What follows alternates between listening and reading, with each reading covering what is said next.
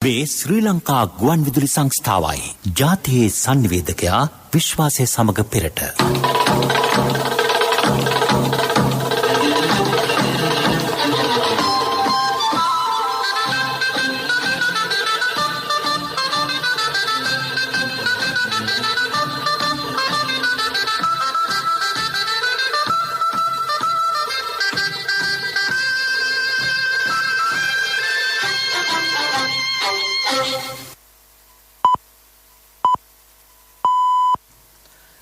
සවස 6යි. මේ ශ්‍රී ලංකා ගුවන් විදුලි සංස්ථාවයි. මෙන්න ප්‍රවෘත්ති. සංස්කරණය නිශාන්ත තුෂාර.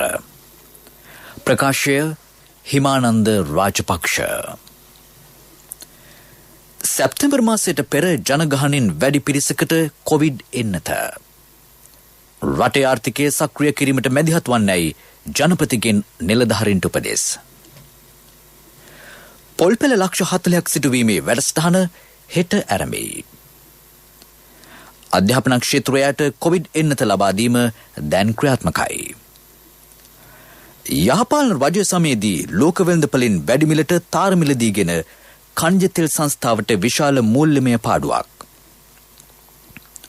සංචාරකින් ගෙන්වා ගැනීමේ විශේෂ වැඩසටහනක් ළඟදීම.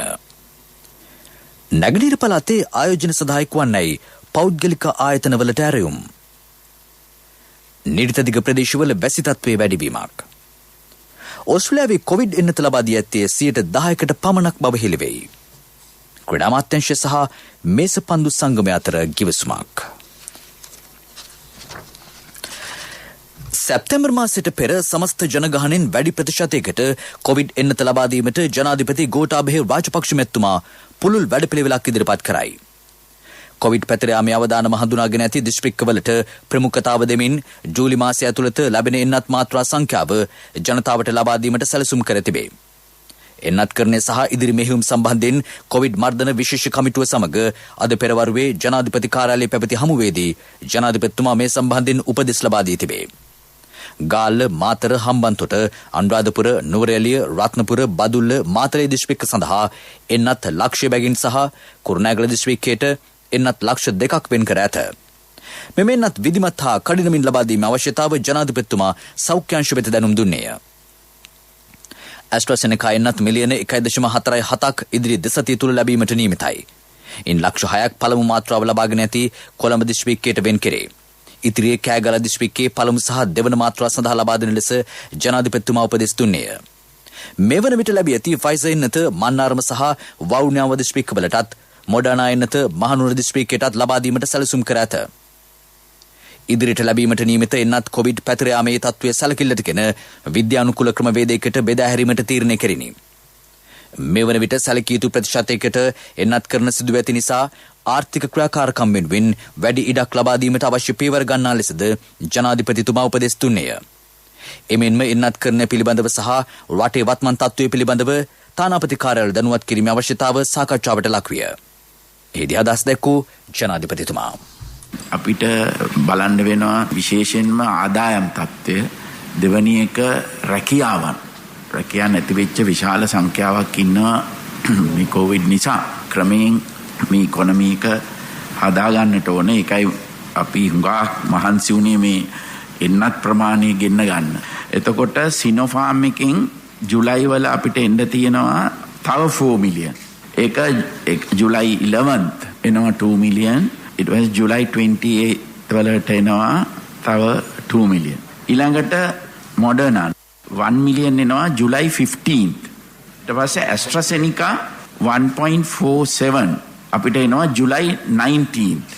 ඊට පස්සේ ෆයිසර් එනවා ජුලයි වල. මගේ ටාගට් එක තියෙන්නේ විශේෂයෙන්ම කොළඹ, ගම්පහ, කළුතර 30න් ඉහළ 100% එන්නට දෙන්න මේ මාසේ. එතකොට අපිට කලම්බු වලට ඕන 100% දෙන්න තව ලක්ෂ 2යි. 11 එන 2 මිලියන් වලින් ලක්ෂ 2ක් කොළඹට දෙනවා. 2 lakhs ගැහුවම මුළු කොළඹම 30න් ඉහළ 100%යි. ගම්පහට ලක්ෂ 5ක් දෙනවා. ගම්පහ තමයි අමාරු වෙන්නේ. ලක්ෂ 5ක් 11 වෙනිදා. එතකොට මේ ලක්ෂ 5 සම්පූර්ණයෙන්ම ගහ ගන්න ක්‍රමය ඒක බලන්න. ඊළඟට කළුතර ටිකක් අමාරුයි ලක්ෂ 3ක්. ඒක ගැහුවම කොළඹ ගම්පහ කළුතර 30න් ඉහළ 100%ක්ම ඉවරයි. කොවිඩ් මර්ධනය නැත සියලු දෙනාට ලබා දී ජනතාවගේ සෞඛ්‍ය ආරක්ෂාව තහවුරු කිරීම ආණ්ඩුවේ ප්‍රමුඛ අභිප්‍රාය බව අග්‍රාමාත්‍ය මහින්ද රාජපක්ෂ මහතා පවසයි. එහිදී මුහුණ දීමට සිදුවන සියලු අභියෝග බාධක මැඩ එන්නත් කරන කටයුතු විධිමත් හා වේගවත් ලෙස ඉදිරියට ගෙන යාමට මෙරට ආරක්ෂක හමුදාව ලබා දෙන දායකත්වයේ විශිෂ්ටය. දිවාරය නොබලා කොවිඩ් එන්නත් කරන වැඩසටහනේ නිරත වන ශ්‍රී ලංකා ආරක්ෂක හමුදාවට සහ මෙරට සෞඛ්‍ය අංශ වෙත අග්‍රාමාත්‍යවරයාගේ ප්‍රණාමය පුද කර සිටින බව සිය නිල මුහුණ පොතේ ගිණුමේ සටහන් තබමින් අග්‍රාමාත්‍යවරයා පවසයි. පොල්පැල මිලියන 4ක් සිටුවීමේ දොරින් දොරට කප්රුක ජාතික වැඩසටහන හෙට ජනාධිපති ගෝඨාභය රාජපක්ෂ මැතිතුමාගේ ප්‍රධානත්වයෙන් හලාවත වැලිකැටිය වත්තේදී පැවැත්වේ. මෙරට ඉහළ යන පොල් ඉල්ලුමට විසඳුමක් ලෙස පොල් පැල මිලියන 4ක් මේ යටතේ දෙවෙනි පුරා සිටුවීමට නියමිතව ඇත. මේ පිළිබඳව අදහස් දක්වන පොල් වගා කිරීමේ මණ්ඩලයේ සාමාන්‍ය අධිකාරී මානෙල් කුලරත්න මහත්මිය අපේ සාම්ප්‍රදායික පොල් ත්‍රිකෝණයෙන් බැහැරව මේ වෙනකොට විශේෂයෙන්ම උතුරු නැගෙනහිර පළාත්වල විශාල පිබිදීමක් තියෙනවා මේ පොල් වගාව සම්බන්ධයෙන්. ඉතින් මෙන්න මේ නිසා ලොකු ඉල්ලුමකුත් වැඩි වෙලා තියෙනවා. මේත් එක්කලම සෞභාග්‍ය දැක්ම ප්‍රතිපත්ති ප්‍රකාශයේදී අධිකාරී ජනාධිපතිතුමා දක්වලා තියෙන ආකාරයට මේ පොල් වගාව සම්බන්ධයෙන් විශේෂ අවධානයක් අපි යොමු කරනවා. මේ කාරණා සියල්ල එක්ක මේ වර්ෂයේදී පොල් පැල මිලියන 4ක් ලංකාව පුරා බෙදා හැරීම තමයි පොල් වගා කිරීම මණ්ඩලයේ විදියට අපේ අරමුණ. खनिज तेल नीतिगत සංස්ථාවට විශාල ආදායමක් උපයා දුන් තාර කර්මාන්ත ශාලාව යහපාලන රාජ්‍ය සමයේදී විනාශ කර දැමීම සම්බන්ධයෙන් තොරතුරු හෙළිවෙයි. 2015ට පෙර තාර කර්මාන්ත විශාල වශයෙන් රටට ආදායම් ඉපයූ කර්මාන්තයකි. මෙරට මාර්ග සංවර්ධනයට මෙන්ම පෞද්ගලිකාංශවලට තාර විකිණීමෙන් වසරකට බිලියන ගණනක ආදායමක් ඉපැයීමට ඛනිජ තෙල් නීතිගත සංස්ථාවට හැකිවිය. 2015 පසු ඛනිජ තෙල් සංස්ථාව බාරව සිටි රාජ්‍ය අමාත්‍යවරය එම කර්මාන්තයේ මෙරටට අඩු ආදායම් ලැබෙන කර්මාන්තයක් බව පෙන්වා අහෝසි කළේය. එවකට රටේ මාර්ග ඉදිකිරීමේ කොන්ත්‍රාත්තුව ලබාගෙන තිබුණේ රාජ්‍ය අමාත්‍යවරයගේ සැමියා විසිනි. කර්මාන්ත ශාලාවේ තිබූ සියලු තාරතොග එම දේපල පෞද්ගලිකාංශයට විකුණා කර්මාන්ත ශාලාව වසා දැමීමේ තත්ත්වයකට පත් කළ බව ඛනිජ තෙල් නීතිගත සංස්ථාව හෙළි කරයි. බොරතෙල් වලින් තාර නිෂ්පාදනය සපුගස් ගන්ධ තෙල් පිරිපහදුවේදී සිදුවින. බොරතෙල් ආනයනයේ නැවතුණු නිසා බැර තාර නිෂ්පාදනය මුතුරාජවලදී සිදුවිය. 2012 සිට 2014 දක්වා බැරල් තාර නිෂ්පාදනය හරහා ඛනිජ තෙල් සංස්ථාවට විශාල ආදායමක් ලැබිනි. බැරල් තාර ඩුබායි සිට ගෙන්වනු ලැබිනි. මෙරට මාර්ග පද්ධතියේ ඉදිකිරීම කටයුතු සඳහා මෙම තාර යොදා ගැනීමට සිදුවිය. එමගින්ද ඛනිජ තෙල් නීතිගත සංස්ථාවට විශාල ආදායමක් ලැබිනි. 2015 ලෝක වෙළඳපොලේ විශාල ප්‍රමාණයකින් තාර මිල අඩු විය. ඒ වන විට මෙරටට ආනයනය කිරීමට ඇනුම් කර තිබූ කෝටි ගණනක තාර තොගය අඩු මිලට ගැනීමට හැකියාව තිබිනි. එහෙත් එවකට අමාත්‍යංශය සමග කටයුතු කළ තාර සැපෙම්කරුවෙකු හා සංස්ථාව බහර රාජ්‍ය අමාත්‍යවරියගේ සැමියා පරණ මිලට තාර ඇනුම් කර අතිවිශාල මූල්‍ය වංචාවක් සිදු කර තිබේ. ඒ අනුව සංස්ථා මුදල් බිලියන ගණනක් වංචා කර ඇතැයි හෙළි වී ඇත. මේ පිළිබඳව අවශ්‍ය ක්‍රියාමාර්ග ගන්නා ලෙස සංස්ථාව රාජ්‍යයෙන් ඉල්ලා සිටී. වත්මන් රජයේ මේ වන විටත් තාර කර්මාන්ත ශාලාවේ කටයුතු ආරම්භ කිරීමට පියවරගෙන තිබේ. මේ ප්‍රවෘත්ති ප්‍රකාශය ශ්‍රී ලංකා ගුවන් විදුලි සංස්ථාවෙන්. 60 වසරක අභිමානය රැගෙන සැවොම දිනවන හෙටක් වෙත මහජන බැංකුව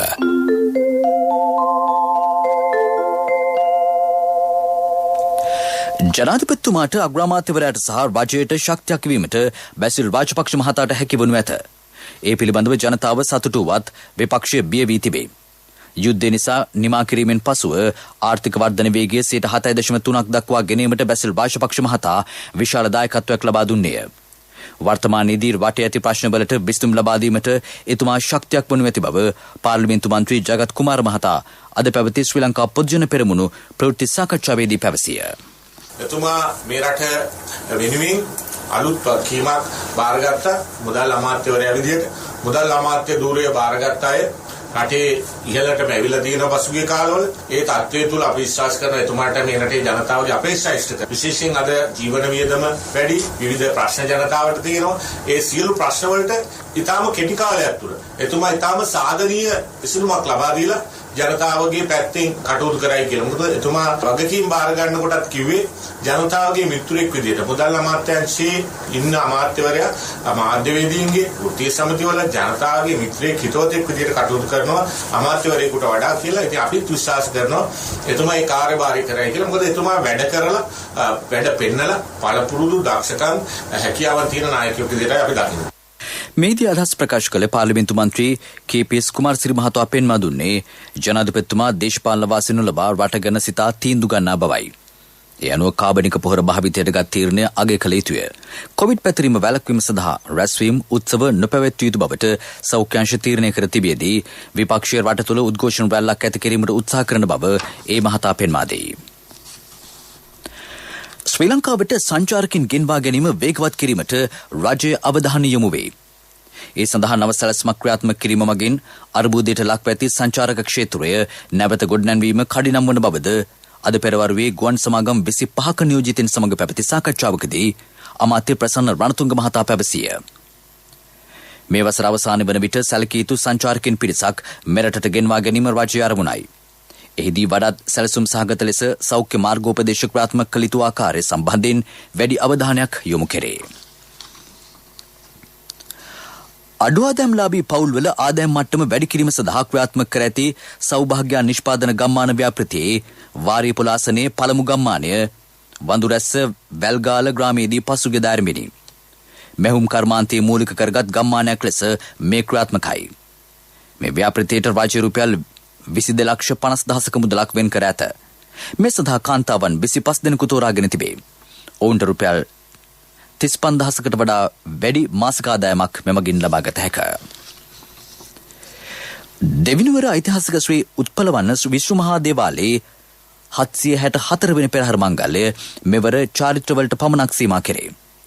කොවිඩ්-19 වසංගත තත්ත්වය නිසා සෞඛ්‍යාංශවල උපදෙස් අනුව සෞඛ්‍ය ආරක්ෂිත ක්‍රමවේද අනුගමනය කරමින් පෞරාණික චාරිත්‍රවලට පමණක් මුල් තැන දෙමින් ජූලි 17 වන සෙනසුරාදා දින පළමු වන පේලි පෙරහැරින් මේ මංගල්‍ය ආරම්භයි.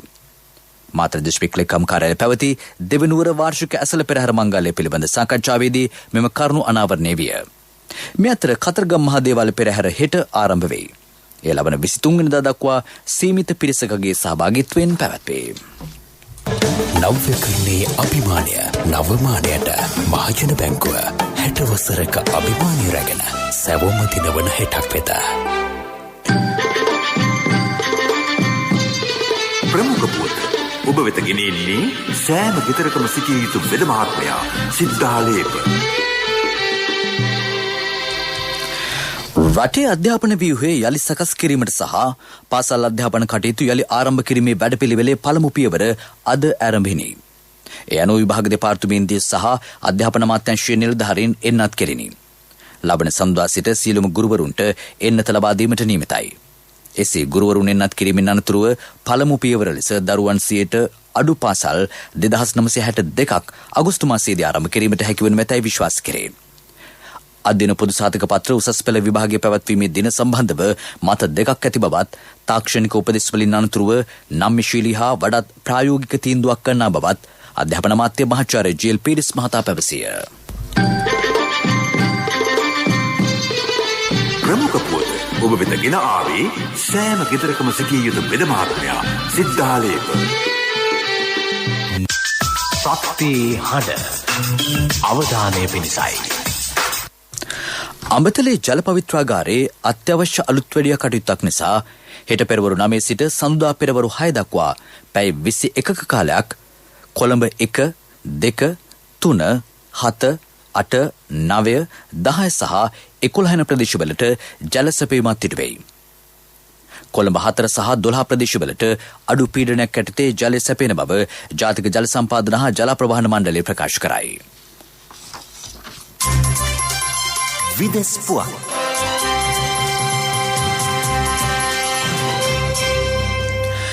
ඇමරිකානු හමුදා ඇෆ්ගනිස්තානයේ සිදු කරන මෙහෙයුම් ලබන මාස 31 වෙනිදායින් අවසන් වෙයි.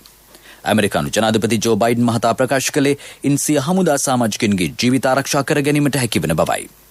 ලබන මාස 11 වෙනිදාට පෙර ඇමරිකානු හමුදා ඇෆ්ගනිස්තානයෙන් සම්පූර්ණයෙන් ඉවත් කර ගැනීමට බලාපොරොත්තු වන බව දවල මන්දිරයේද ප්‍රකාශ කළේය. ඇමරිකාව ඇතුළු විදේශීය හමුදා ඉවත් වන බව දැනුම් දීමත් සමග තාලිබාන් කැරලිකරුවෝ ඇෆ්ගනිස්තානයේ තම බලය තහවුරු කරගනිමින් සිටිති. ඔවුන් මේ වන විට ප්‍රදේශ රැසක බලය අත්කරගෙන අවසන්ය. 2001 සැප්තැම්බර් ප්‍රහාරයෙන් පසුව පුරා වසර 20ක් ඇමරිකානු හමුදා ඇෆ්ගනිස්තානයේ යුද මෙහෙයුම් සිදු කළහ. ඕස්ට්‍රේලියාවේ සිඩ්නි අගනුවර අගලු දමා තිබේ. ඩෙල්ටා කොවිඩ් ප්‍රභේදයේ සීග්‍රයෙන් ව්‍යාප්ත වීම ඊට හේතුවයි. එම ප්‍රදේශයේ නව කොවිඩ් ආසාදිතින් 44 දෙනෙකු අද වාර්තා වේ. පාසල් අධ්‍යයන කටයුතුද ලබන සතියේ මාර්ගගත ක්‍රමයට පැවැත්වීමට නියමිතයි. එරට සමස්ත ජනගහනයෙන් 90%කට කොවිඩ් මර්ධනයෙන් නැත ලබා නොමැති බව සෞඛ්‍ය අංශ සඳහන් කරයි. එබැවින් සිඩ්නි නගරයේ අගලු දැමීම තවදුරටත් දීර්ඝ කරන ලෙස බොහෝ පාර්ශව ඕස්ට්‍රේලියානු රජයෙන් ඉල්ලා සිටී. පෙරසර සංවර්ධනයක පුවත් සම්පින්ඩනය සංවර්ධන පුවත් ඔබ වෙත ගෙනෙන්නේ නවීන තාක්ෂණයේ බලමහිමය මෙල්වා QST අපේ රටේ අපේම දෙයක්. මාතර දිස්ත්‍රික්කයේ කුඩා හා මධ්‍ය පරිමාණ කර්මාන්තකරුවන් සවි බල ගැන්වීමේ වැඩපිළිවෙලක් ආරම්භයි. තෝරාගත් කුඩා පරිමාණ ව්‍යාපාරිකයින් මේ සඳහා යොදා ගැනීම. ඒ අනුව සබන් නිෂ්පාදනය, කොහු ඉදල් නිෂ්පාදනය සහ බිම්මල් නිෂ්පාදනයන් කෙරෙහි වැඩි අවධානයක් යොමු ඇත. නිෂ්පාදනයෙන් අලෙවි කිරීමට නව වෙළඳපළ අවස්ථාද ලබා දීමට නියමිතයි. දිස්ත්‍රික් ලේකම් කාර්යාලයේ උපදෙස් මත ව්‍යාපෘති ක්‍රියාත්මකයි. කුඩා පරිමාණයේ ව්‍යාපාරිකයින් සවි බල ගැන්වීම මේ තවත් අරමුණකි. පෙරසර සංවර්ධනයක පුවත් සම්පින්ඩනය සංවර්ධන පුවත් ඔබ වෙත ගෙන ආවේ. මහත්තයා ගේ හදනවා නේද? ඔව් මුදලාලි. මම මේ ආවෙත් හොඳ කම්බි ටිකක් ගන්න කියලා. මම දෙන්නම් මහත්තයාට ඉස්තරම්ම කම්බි ජාතිය. මට ඕන මුදලාලි මෙල්වා කම්බි. මෙල්වම තමයි මහත්තයා මේ අලුත්ම මෙල්වා QST කම්බි. ලෝකේ දියුණු රටවල් ඔක්කොම පාවිච්චි කරන්නේ QST කම්බි. මට මුදලාලි මිලිමීටර් 16 කම්බි වලින් දෙන්නකෝ. බය වෙන්න එපා මහත්තයා. මිලිමීටර් 10 ඉඳලා 32 වෙනකල්ම SLS සහතිකෙත් තියෙනවා. අනික ඕන හાર્ඩ්වෙයාර් එකකින් ගන්නත් පුළුවන්. නවීන තාක්ෂණයේ බලමහිමය මෙල්වා QST අපේ රටේ අපේම දෙයක්. ක්‍රීඩා පුවත්. ක්‍රීඩා අමාත්‍යාංශය සහ ශ්‍රී ලංකා මේසපන්දු සංගමය මේසපන්දු ක්‍රීඩාවේ ඉහළ දක්ෂතා වර්ධනය කිරීමේ වැඩසටහන බලගැන්වීම සඳහා වූ ද්විපාර්ශ්වීය ගිවිසුමකට අද එළඹිනි. මේසපන්දු ක්‍රීඩිකාවන් අධිර 3ක් යටතේ දකුණු ආසියානු සහ ඔලිම්පික් තරඟාවල නියෝජනය කිරීම සඳහා වන කුසලතා, දක්ෂතා සහ හැකියාවන් බලගැන්වීම මෙහි අරමුණයි. රුපියල් මිලියන 34ක පිරිවැයකිනුත් අංග සම්පූර්ණ මේසපන්දු පුහුණු මධ්‍යස්ථානයක් බණ්ඩාරගම ප්‍රදේශයේ ස්ථාපිත කෙරේ. දෙස් විදෙස් තරඟාවලි සඳහා සහභාගී වන ක්‍රීඩිකාවන්ගේ මූල්‍ය අවශ්‍යතා සපුරාලීමටද නව වැඩපිළිවෙල ක්‍රියාත්මකයි.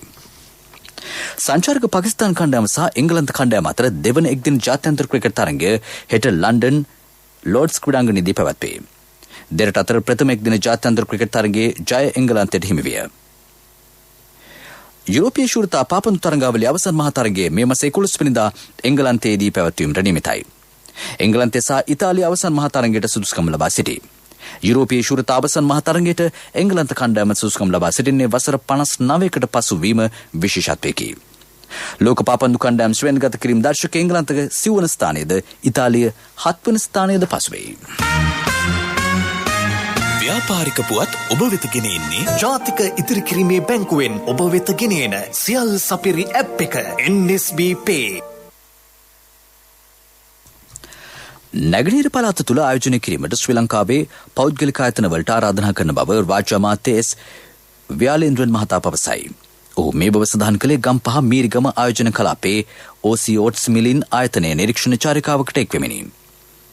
දකුණු ආසියාවේ ප්‍රධානතම වසවිසෙන් තොර ඕට්ස් නිෂ්පාදනාගාරය මෙයයි.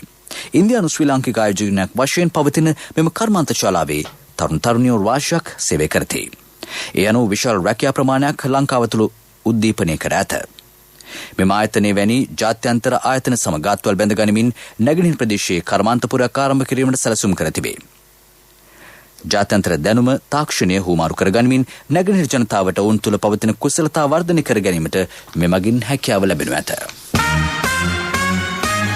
ව්‍යාපාරික පුවත් ඔබ වෙත ගෙනාවේ ඔබේ සියලුම බැංකු කටයුතු වඩාත් සුරක්ෂිතව පහසුවෙන් කරගන්න ජාතික ඉදිරිකිරීමේ බැංකුවෙන් ඔබ වෙත ගෙනෙන සියල් සපිරි ඇප් එක NSB Pay මුදල් හුවමාරු බිල්පත් ගෙවීම ප්‍රීලෝඩ් ක්‍රෙඩිට් කාඩ් ගෙවීම ලංකා QR ආදී සේවාවන් රැසක් සමගින් බැංකු ගිණුම් කිහිපයක් සමග එකවර ලියාපදිංචි වීමේ පහසුකම ඔබ කොතැනක සිටියත් ඔබේ බැංකු කටයුතු එසැනින් කරගන්න ඩිජිටල් විසඳුම Play Store හෝ App Store හරහා දැන් නොමිලේම ඩවුන්ලෝඩ් කරගන්න NSB Pay වැඩි විස්තර ළඟම පිහිටි ශාඛාවෙන් හෝ 0112 379 379 අමතන්න කොන්දේසි සහිතයි ආර්ථික පුවත් ආවරණය යුතුයකම් වගකීම් එක්ක සල්ලි ඉතුරු කරන්න ලේසි නෑ. ඔබේ ස්ථාවර තැන්පතට ආකර්ෂණීය පොලියක් හා ආරක්ෂාවක් දෙන්න අපි පොරොන්දු වෙන්නේ ඒකයි. LOLC Finance ස්ථාවර තැන්පතු ඉතිරිය උතුරන්න. 2001 දෙසැම්බර් 13 වෙනි දින නීතිගත කරන ලද LOLC Finance PLC ICRA Lanka limited වෙතින් SLA ස්ථාවර ශ්‍රේණිය ලබා ඇත. 2011 අංක 42 දරන මුදල් ව්‍යාපාර පනත යටතේ ශ්‍රී ලංකා මහ බැංකුවේ මුදල් මණ්ඩලය වෙතින් බලපත්‍රලාභී මුදල් සමාගමකි.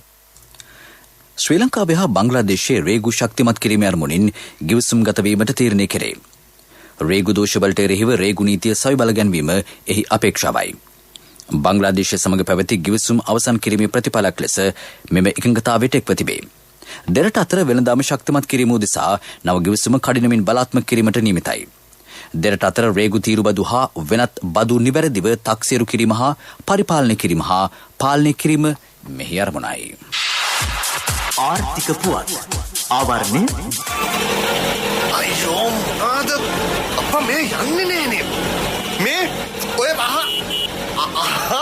වසන්තයි යන්නේ ඇයි මල්ලි මොකද හදිස්සිය නෑ අයියේ ඉතින් සල්ලි තමයි හදිස්සිය ඇත්තද හැබැයි සල්ලි හදිස්සි උනාට මල්ලි හදිස්සි වෙන්න එපා ඕනම LOLC Finance ශාඛාවක ත්‍රිවිලර් එකේ පොත තියලා එවලේම සල්ලි ගන්න LOLC Finance වීල් පොතට කෑෂ් වීල් පොතට ඉවිලෙම කෑෂ් අතට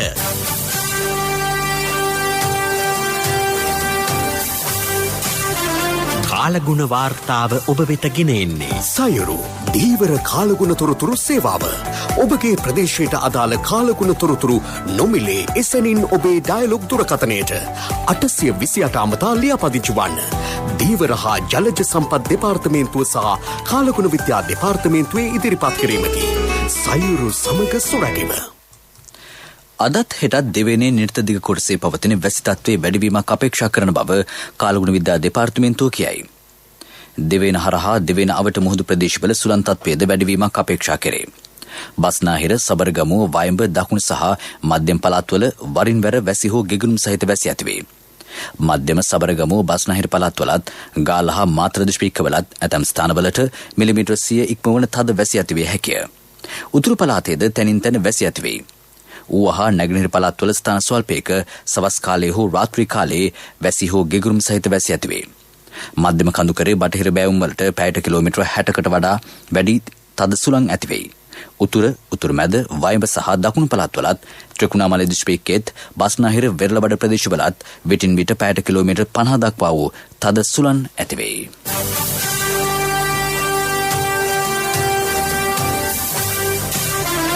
කාලගුණ වාර්තාව ඔබ වෙත ගෙන ආවේ සයුරු දීවර කාලගුණ තොරතුරු සේවාව ඔබගේ ප්‍රදේශයට අදාළ කාලගුණ තොරතුරු නොමිලේ එසැනින් ඔබේ ඩයලොග් දුරකථනයට 828 අමතා ලියාපදිංචි වන්න. දීවර හා ජලජ සම්පත් දෙපාර්තමේන්තුව සහ කාලගුණ විද්‍යා දෙපාර්තමේන්තුවේ ඉදිරිපත් කිරීමකි. සයුරු සමග සුරැකීම. ප්‍රවෘත්ති කිරීමට යලි සිරස්තල. සැප්තැම්බර් මාසයට පෙර ජනගහනයෙන් වැඩි පිරිසකට කොවිඩ් එන්නත. රටේ ආර්ථිකයේ සක්‍රිය කිරීමට මැදිහත් වන්නයි ජනපතිගෙන් නිලධාරීන්ට උපදෙස්. පොල්පෙළ ලක්ෂ 40ක් සිටුවීමේ වැඩසටහන හෙට ආරම්භයි. අධ්‍යාපන ක්ෂේත්‍රයට කොවිඩ් එන්නත ලබා දීම දැන් ක්‍රියාත්මකයි. යහපාලන රාජ්‍ය සමයේදී ලෝක වෙළඳපොළින් වැඩි මිලට තාර මිලදීගෙන ඛනිජ තෙල් සංස්ථාවට විශාල මූල්‍යමය පාඩුවක්. සංචාරකින් ගෙන්වා ගැනීමේ විශේෂ වැඩසටහනක් ළඟදීම. නැගෙනහිර පළාතේ ආයෝජන සඳහා එක්වන්නයි පෞද්ගලික ආයතන වලට ඇරයුම්. නිර්තදිග ප්‍රදේශවල වැසි තත්ත්වයේ වැඩිවීමක්. ඕස්ට්‍රේලියාවේ කොවිඩ් එන්නත ලබා දී ඇත්තේ 10%කට පමණක් බව හෙළිවෙයි. කුඩා අමාත්‍යාංශය සහ මේසපන්දු සංගමය අතර ගිවිසුමක්. අපගේ මේළඟ ප්‍රධාන ප්‍රවෘත්ති ප්‍රකාශය රාත්‍රී 9ට බලාපොරොත්තු වන්න. සන්ධ්‍යා ප්‍රවෘත්ති මෙන් සමාප්තයි.